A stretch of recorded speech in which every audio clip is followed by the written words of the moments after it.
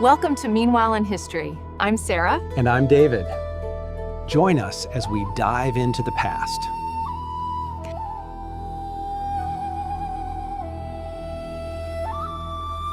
Let's plant our flag in a single year, 1776. But I want to start not with a political declaration, but with a library. A library? Okay, I'm intrigued. What's on the shelf? 3 specific, monumental books were all published in that one year. First, Adam Smith's The Wealth of Nations, which essentially creates the blueprint for modern capitalism. The foundational text of classical economics. Second, the first volume of Edward Gibbon's The History of the Decline and Fall of the Roman Empire, a work that would redefine how Western civilization understood its own past and the nature of empires. Right. A story about how great powers crumble from within. And the third book, I assume, is not technically a book, but a certain document from Philadelphia? Exactly. The Declaration of Independence. So in a single year, you get a new theory of economics, a new theory of history and empire, and a new theory of government. It's an intellectual big bang. That's a fantastic framing. It immediately takes 1776 from being a purely American story and turns it into a global story about ideas. It suggests that the political revolution in the colonies wasn't happening in a vacuum. It was just one manifestation of a much broader revolution in human thought. Precisely. And to really grasp that, we have to do what this show does best, jump across the world and see what was happening meanwhile. Let's go east to the Qing dynasty in China. Okay, so in 1776, China is under the Qianlong Emperor, and by many measures, the Qing are at their absolute apex. This period, from the 1750s to the 1790s, marks the dynasty's greatest territorial extent. They've consolidated control over vast regions, including Xinjiang in the west. It's an era of immense prosperity and stability. But not without its cracks.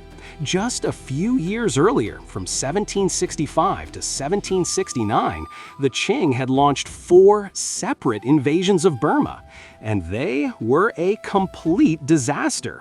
The Qing army suffered massive casualties and were ultimately forced to retreat, confirming Burma's independence. It's a sign that even at its peak, the empire had limits to its power. That's a critical detail. Now let's jump westward to the Ottoman Empire. If the Qing are at their peak, the Ottomans are entering a period of profound crisis. In 1774, just 2 years before our flag plant date, they lost a major war against Russia.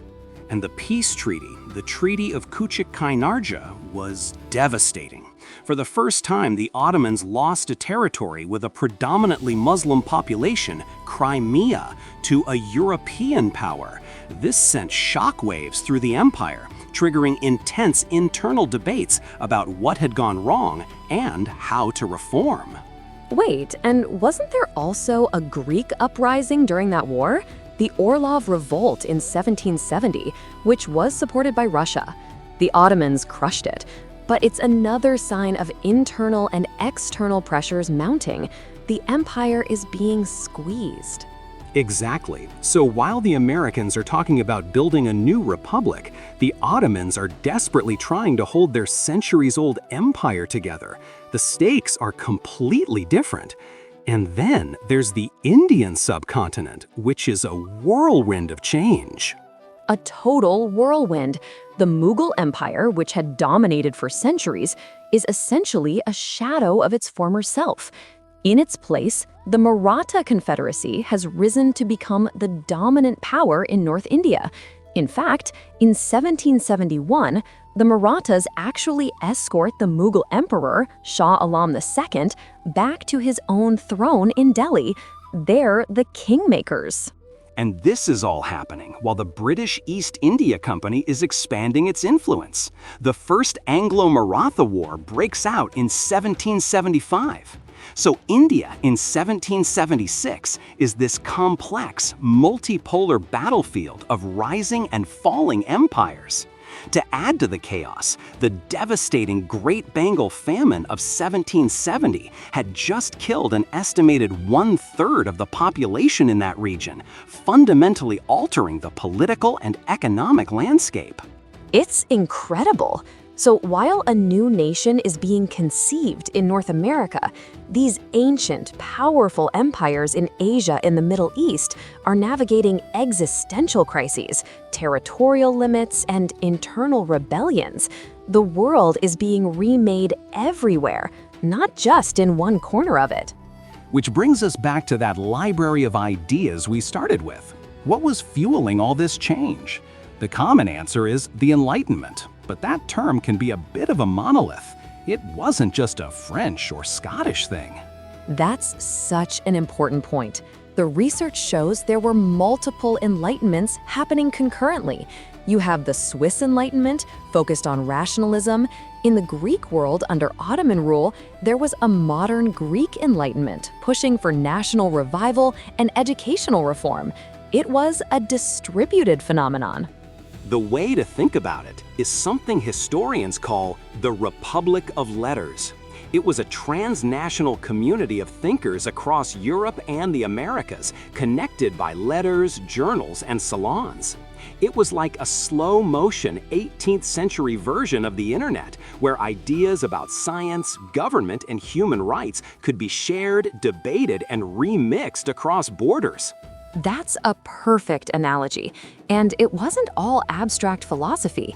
In England, you had something called the Midlands Enlightenment, based in Birmingham. This was where theory met practice. It brought together scientists, industrialists, and engineers. This is the direct bridge between the scientific revolution and the industrial revolution. It's no coincidence that this is exactly where and when James Watt is making his crucial improvements to the steam engine. The 1770s are the pivotal decade for that technology. His partnership with Matthew Boulton starts in 1775. And it's not just steam. This is an explosion of practical innovation. In the textile industry, you have Richard Arkwright's water frame from 1769 and Samuel Crompton's spinning mule, developed between 75 and 79. These machines completely revolutionized cotton spinning, laying the groundwork for the factory system. Even ceramics. Josiah Wedgwood is developing his famous jasperware in the 1770s. Or chemistry. Joseph Priestley is credited with inventing carbonated water around this time. It feels like every field is being transformed by this new emphasis on reason, experimentation, and practical application. So you have this global network pumping out revolutionary ideas about government. And at the same time, you have this concentrated hub in England pumping out revolutionary technologies. The political and industrial revolutions are siblings, born from the same intellectual movement. And just as this rational, scientific worldview is cresting, its counter-reaction is already being born. The late 1770s is also the dawn of Romanticism, the artistic and intellectual movement that champions emotion, nature, and subjectivity as a response to the cold logic of the Enlightenment. The seeds of the next century's debates are already being planted. So, with this context of global empires in flux and new ideas spreading everywhere, let's look at the American Revolution not as an isolated event, but as a move on a global chessboard. Yes, let's talk about the great powers of Europe. For them, this wasn't primarily about liberty or the rights of man. It was about strategy. Let's start with France. France is still stinging from its defeat to Britain in the 7 Years' War, which ended in 1763. They see the American Rebellion as the perfect opportunity for revenge, a chance to weaken their primary global rival. It's a classic, the enemy of my enemy is my friend. But it's a huge gamble. Internally, France is a mess. The monarchy's finances are in shambles from past wars, and there's widespread social unrest. The aristocracy is resisting any attempts at tax reform. Deciding to fund a foreign war is pouring gasoline on a fiscal fire. It's an incredible strategic paradox. They support a revolution based on Enlightenment ideals against a monarchy, while being an absolute monarchy themselves that is threatened by those very same ideals. And the debt they rack up in the process will, of course, become a primary catalyst for their own revolution just over a decade later. The ultimate unintended consequence. Spain is in a similar boat.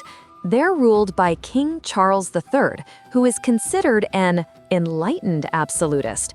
He's implementing reforms, trying to modernize and centralize his empire. And just like France, Spain sees the American Rebellion as a chance to chip away at British power and regain lost territory, like Gibraltar. They actually start supplying arms to the colonies in 1775, even before France gets heavily involved.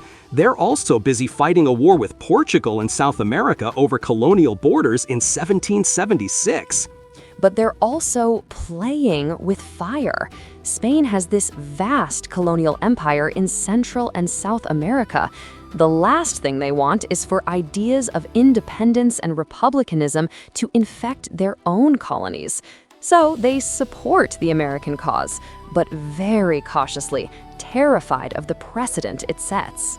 A precedent that, as we know, will come back to haunt them a generation later when those colonies do revolt.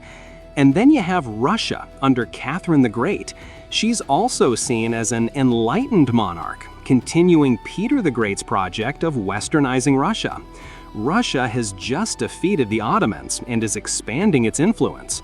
For them, the American Revolution is more of a curiosity, a distraction that keeps the other European powers busy while Russia consolidates its gains.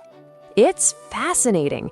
Each major power is viewing this event through its own unique strategic lens. For Britain, it's about holding on to a vital piece of its empire. For France and Spain, it's about weakening Britain. For Russia, it's a useful sideshow. The ideals are almost secondary to the cold, hard geopolitics. This brings us to the core tension of this entire era. We have these beautiful, universal-sounding ideals from the Enlightenment: life, liberty, government by consent. But the people promoting them and the states acting on them are almost all imperial powers engaged in colonization, conquest, and the slave trade. How do we square that circle? You see this contradiction everywhere. The research notes that British colonial administrators in places like India would later use Enlightenment-inspired legal codes, like the Indian Penal Code, to create what they saw as a rational, modern system of governance. But it was a system designed for control, not for liberation. So liberty for us, but a rationalized, efficient system of control for them. The ideas become a tool of empire, not its antidote. Exactly. But here's where the story splits, because the colonized people heard those same ideals and saw a different possibility. The research highlights the Haitian Revolution as the prime example. Toussaint Louverture and the Haitian revolutionaries took the rhetoric of the French Revolution, liberté, égalité, fraternité, and applied it universally. They demanded to know why those rights didn't apply to them. It's the ultimate turning of the tables. They weaponized the colonizers' own ideology against them. The Declaration of Independence itself becomes this double-edged sword. For the American colonists, it's a declaration of their rights as Englishmen, which they feel have been violated. But the phrase, all men are created equal, gets picked up by abolitionists, by revolutionaries in Latin America, by anti-colonial movements for the next 200 years. This is the diverging narrative. Is 1776 the story of a group of colonists securing their specific economic and political interests? Or is it the launch of a universal ideal of human rights that the founders themselves couldn't fully live up to? The answer is probably both, and that unresolved tension is what makes it so powerful. So where does that leave us? What is the lasting legacy of this single explosive year? Well, the research is clear that no American document has had a greater global impact than the Declaration of Independence. It was the first successful Declaration of Independence in history, and it provided a template. The age of revolution that followed saw countries across Latin America, Argentina, Chile, Mexico, Venezuela break away from Spain, Brazil from Portugal, Greece and Serbia from the Ottoman Empire. The dominoes started to fall. And the ideas embedded in it, natural rights, the social contract, became the bedrock of political discourse for centuries. They influenced the development of constitutions around the world. But at the same time, the other forces unleashed in 1776 were just as powerful. Absolutely. Adam Smith's economic ideas in The Wealth of Nations laid the foundation for the global capitalist system we live in today. James Watt's steam engine, commercialized in 1776, literally powered the Industrial Revolution, reshaping every aspect of human society, work, and the environment. And Gibbon's Decline and Fall gave empires a new way to think about their own mortality, a narrative of decay that would hang over the British Empire even at its height. It's like 1776 set multiple timers, all ticking at different speeds. A political timer, an economic timer, an industrial timer, and an imperial timer. That's a great way to put it. And we're still living inside the world those timers created. The fundamental question from 1776 remains unresolved. How can we reconcile the universal promise of liberty and equality with a world that is still shaped by the legacies of empire and vast economic inequality? It forces us to see 1776 not as an endpoint, the birth of a nation, but as a starting point. It's the beginning of a global argument about freedom, power, and what it means to be human. And that argument is far from over.